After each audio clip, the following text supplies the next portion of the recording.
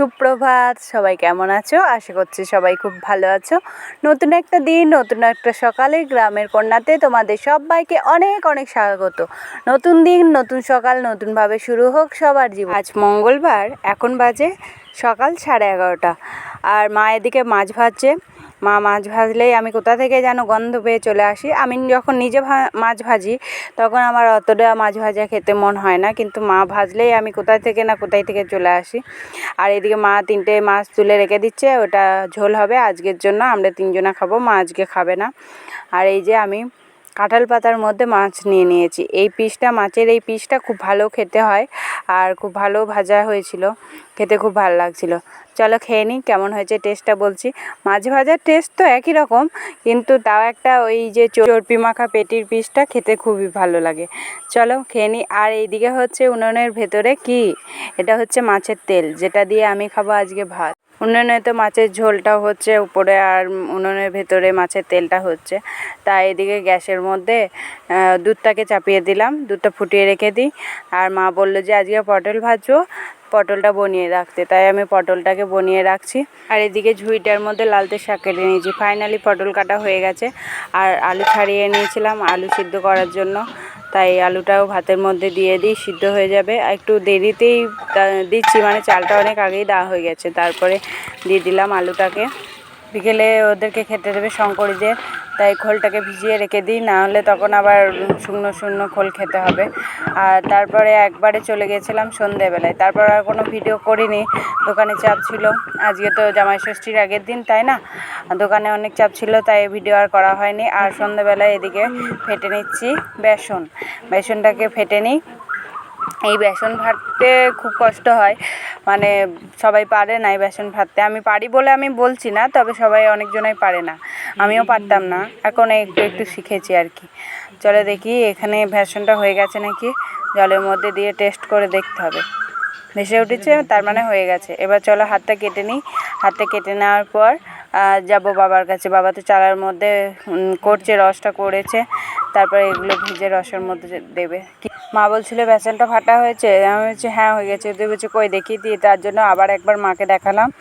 আর এদিকে হচ্ছে বাবা ওই যে তেল চাপিয়ে দিয়েছে কড়াইয়ের মধ্যে, বাবা রেডি হয়ে গেছে। আর ওই তো পাশে হচ্ছে গিয়ে রস করে নিয়েছে।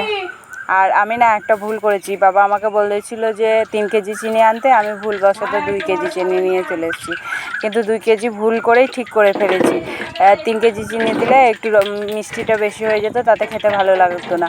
আর হচ্ছে গিয়ে আমাদের আগেকার রস করা ছিল, সেই রসটা এর মধ্যে দিয়ে দিয়েছিল। ব্যালেন্সটা এত সুন্দর হয়েছিল খেতে, মানে মিষ্টিটা খুব ভালো হয়েছিল, মানে অতিরিক্ত মিষ্টি হয়নি, অতিরিক্ত মানে মিষ্টি ছাড়াও হয়নি।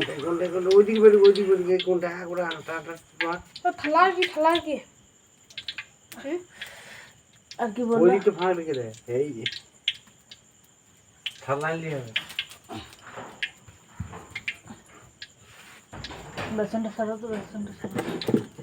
এটা হয়ে আসলে বোঁদেগুলো দিয়ে দেবে। দেখো, দেখেছো কি সুন্দর বোঁদে হয়েছে, গোল গোল, বেশ ভালো হয়েছে তাই না? দেখতে দেখতে খুব ভালো লাগছে। চলো রসের মধ্যে দিয়ে দিচ্ছি। ওই দেখো রসের মধ্যে এবার রসটা টানবে, তারপরে তো খাওয়া হবে। আর এই যে দেখতে কি ভালো লাগছে তাই না? আর আমি এইভাবে বোঁদে ছাঁকছি এই প্রথমবার, আগে ছেঁকেছি না, আগে এরকমভাবে বোঁদে আমি কোনোদিন ছাঁকিনি।